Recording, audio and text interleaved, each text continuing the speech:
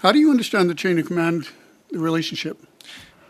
In general terms? In general terms. That you would have a reporting officer that you would take orders from, and they may have a officer superior to them, and so on. And what is the relationship to the military justice system? Well, there is potential for information sharing. No, not potential. What is the relationship between the two?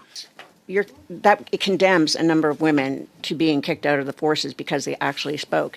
Has that been taken into consideration? And if so, have you spoken to victims about this? Oh, yeah. To the minister. Minister, you were asked to appear and you refused, and yet you are here today. Why the change of heart? So I'm very happy to be here. I'm glad to discuss this legislation with the legislative agenda that we've been moving forward with, including engagement with other parliamentary committees, making sure that we had the capacity to appear informed to discuss the matters. It's not a coincidence that I'm here days after we've tabled Bill C-16, the third piece of criminal justice legislation this fall. There's many priorities that we're trying to pursue simultaneously, and to make time for this committee is something that is a pleasure for me. So to be clear, I mean, you've said it candidly, you blew off the committee until Bill C-16 was tabled. No, I have a wildly different characterization. I would never blow off a committee, ensuring that we have the opportunity to appear where my testimony is most relevant, where we have the opportunity to manage the workflow through government, and ensuring, keeping in mind that this bill is technically the responsibility of one of my colleagues who's already testified at this committee, making sure we can advance multiple priorities at once is really part of the reason for my appearance today. The issue is, Minister, you declined to be here, and then you accepted. And you just said that coincided with Bill C-16 coming forward. Now, I'm not sure, as a minister of the Crown, you should be prepared to be here at any point in time. And I don't think that gives Canadians reassurance when the minister can pick and choose when they're coming in. With that being said, Minister, I'm not sure about you, but I believe you would probably agree with this, that we should be listening to the people on the ground. They're the ones who are going to tell us whether something's working or not, whether something is good or not. We can probably agree on that, like victims, things like that. I think it's important that we engage to understand the perspective from many people who have experience in the system, who've been tasked specifically with identifying solutions to conduct investigations, of course, including people who have lived experience. And bringing those perspectives together to identify the best path forward is part of the role of governing. And the role of government is to listen. So if we are going to listen to groups like victims and like the Association of Canadian Police Chiefs, the reality is the testimony that's been heard at this committee has been very clear. It's been unequivocal, in fact, from what I've been told, is that victims and the Canadian Association of Police Chiefs have said that victims should have the choice. They should have the choice whether to participate in an overburdened system that has repeatedly let them down, or participate in the military justice system. But Bill C-11 denies them that right. Are you prepared to listen to victims, to listen to the Association of Canadian Police Chiefs, and agree to that amendment? Look, I want to understand their perspectives, but I also am cognizant of the fact that the former Supreme Court justice that we've had look into this more or less described this as a false choice, because we see such a low level of reporting because of one system's existence that includes the fear of retribution, includes a history of failing victims, including potential interference within the chain of command, including the ability to share info with the military police throughout the process. A lot of people are making the choice not to come forward at all because of the personal consequences that might exist should they participate. A lot of people are choosing not to come forward at all because of the last 10 years of failure, when we have so few victims of sexual assault. And I was in the trenches for part of that time, and I can tell you how difficult it is for a victim to navigate the system. Sections 276 through 278 of the Criminal Code are very difficult as it is, and from what I understand, Minister, only one of the three justices said that there should be no choice. Victims want a choice. The police want the choice. The Provost Marshal General suggests a choice. The Director of Defense Counsel Services wants a choice. But despite all that, Minister, we all want victims to be represented. I have no doubt that you want that, so why aren't we just going to listen to victims in this case and give them the choice? So this is an important conversation, and listening to victims has to be part of the process. But it's not lost on me that Justice Arbour, in coming up with her recommendation, worked with many victims who have experience as well, and their voice should also be listened to, and trying to figure out the best path forward, informed not only by the lived experience of some witnesses who very courageously share their perspective, but also listening to the experts who've talked to 1,000 witnesses or more, victims or more, to inform the recommendations that they've been tasked to provide is an important part of the process. And I think let's get into that, Minister. You talked about, the right solution. I apologize for interrupting you. I That's do okay. have limited time. Justice Arbour said that, but Justices Fish and Deschamps, both of whom sat on the Supreme Court of Canada, said that victims should have the choice. So on the one hand, you're prepared to listen to Justice Arbour's recommendation, and obviously we respect and thank the work she's done on human rights and on this. But two other justices said, no, give them the choice. And this panel has consistently had people come and say, give victims the choice. So if you're going to hang your hat on Justice Arbour's position, how can you ignore the position of Justice Fish, the position of Justice Deschamps, and the people who've appeared here at this committee? Why are you preferring one to the other, Minister? Well, in addition to the extensive engagement that Justice Arbour undertook to land on this particular recommendation, the reasons that she attached to her report are compelling. When I understand that there is the real fear of reprisal within a person's career, when I understand that there's potential for interference within the chain of command, when I understand that very sensitive personal information can be shared outside of that particular justice process, it gives me real cause for concern that, on balance, at the end of the day, continuing through this broken system is going to do harm to more people. There is no perfect solution that will solve the epidemic of gender-based or sexual violence that exists in Canada overnight, but I believe sincerely that this is a path in the right direction to ensure that justice prevails. Thank you, Minister. Thank you, Mr. Kluge. Oh, yeah. Ms. Gallant, you have up to 6 minutes. Through you, Mr. Chairman, to the Minister. So I never thought I'd hear the day the Liberals said they would deny a woman's right to choose. And they want choice in this matter. The concern is that the less egregious assaults will be they'll get away with it, and it just escalates over time. So have provisions been made so that the lesser assaults will be addressed fully within the military system, since they won't be addressed in the court system?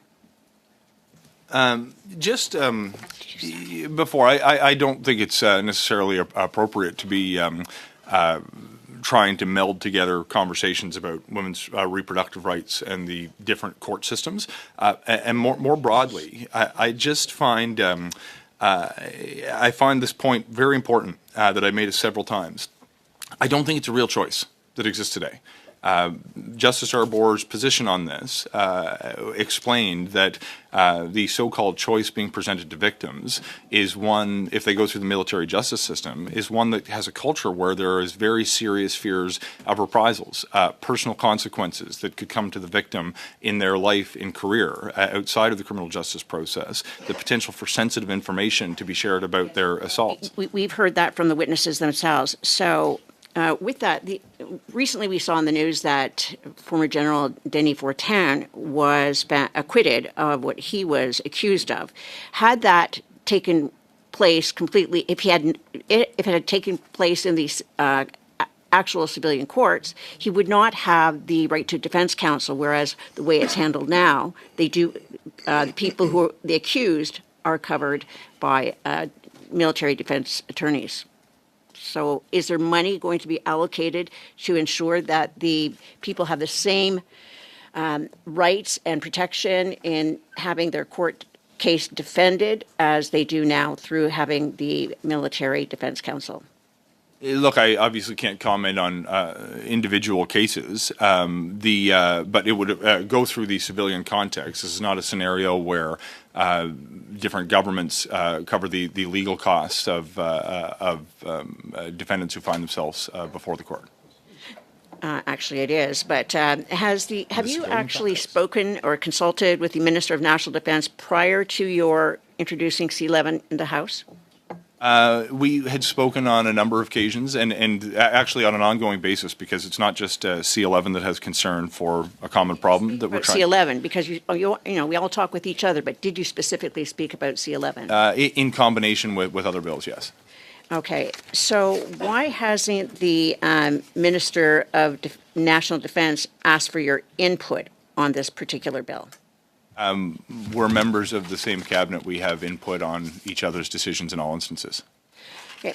Have you assessed the impact of moving the misconduct cases from the military justice system to the civilian court system, including the cost and the greater possibility that the cases are going to be thrown out because they just run out of time due to the Jordan decision?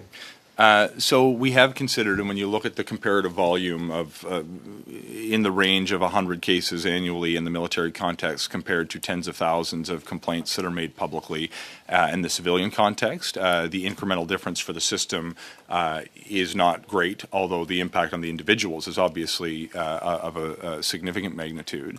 On the issue of the impact on delays, that is a problem that we want to solve, and the reforms that have been included in Bill C-16, we have confidence will have a meaningful impact to both reduce the delays that people experience and change the outcome as a result of the Jordan decision. So when you take away the choice of where the case is going to be tried, what happens is it is often a career decision when a woman decides whether or not she is going to take the case and have it go forward. So if they don't have that choice, it condemns a number of women to being kicked out of the forces because they actually spoke. Has that been taken into consideration? And if so, have you spoken to victims about this? So that is a real phenomenon that is motivating part of the decision to move away from the military justice system for these kinds of cases. And it's our view that when you present people with a system where superior officers potentially have the opportunity to engage in the justice system, where you have information that can be shared that's very sensitive, that can be shared throughout the chain of command, it creates a culture where the exact phenomenon you're concerned about impacts people's life and career, and we think there's a better Point balance. of order. Mr. Speaker, Mr. Chair, for the sake of the interpretation, I'd ask that the member allow the minister to answer so I can actually hear the translation. Thank you. Please proceed, Minister. Oh, so, that was my answer.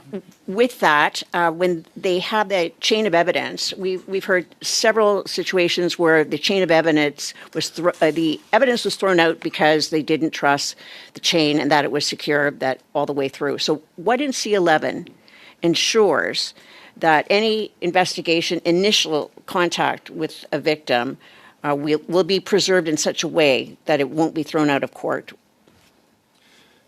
Well, you would be dealing with the protections that exist within the criminal justice system more broadly. You have the opportunity to have an independent investigation.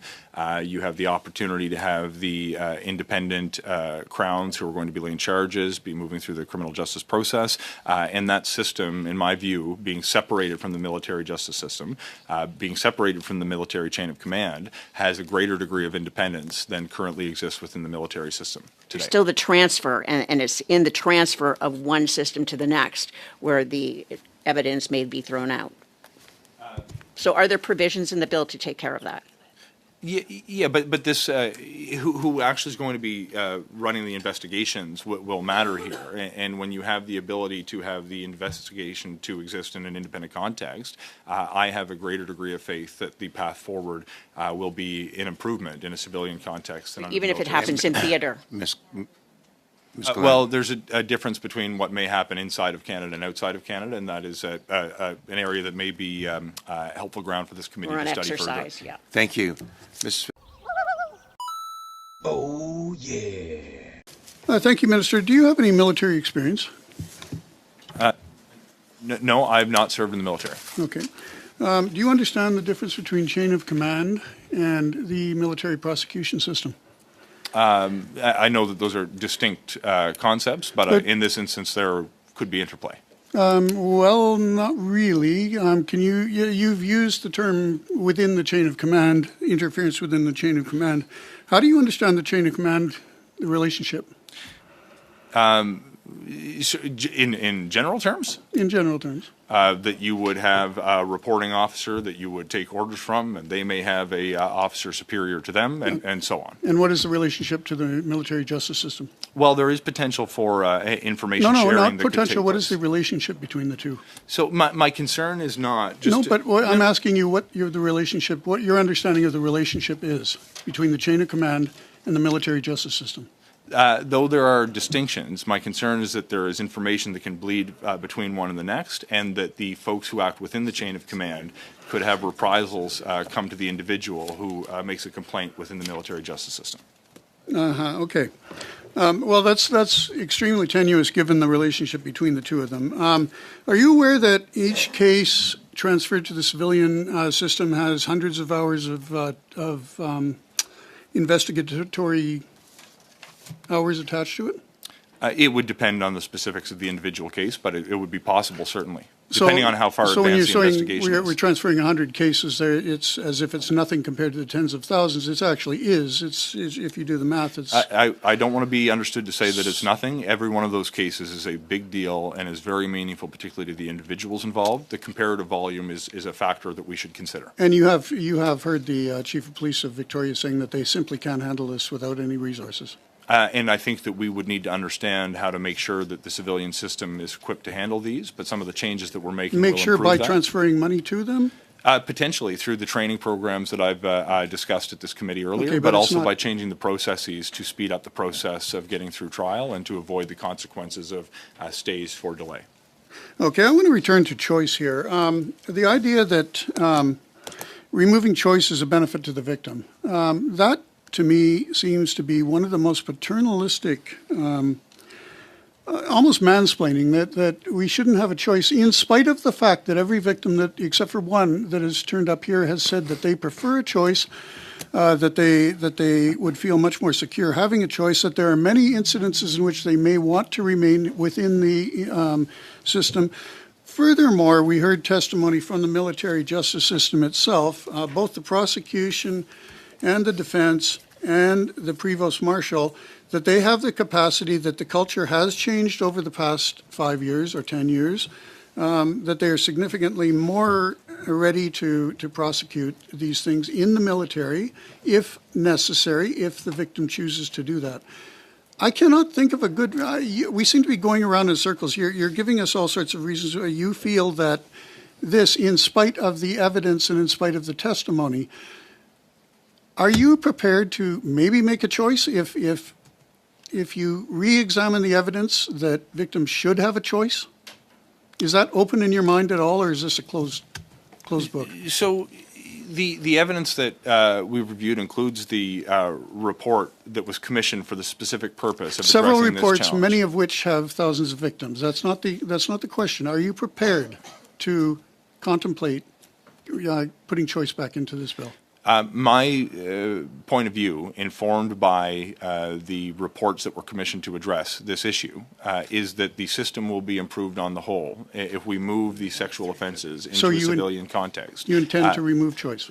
There is a false choice that exists. You continue to say No, sir, there is choice. not a false choice. The choice so many people are making right now is not to come forward because they do not believe it will result in justice. They believe that they will be re-traumatized. Tell me what happens then, because nobody else can seem to answer this. On a low level thing, we've removed jurisdiction from the military for sexual assault. Is that correct?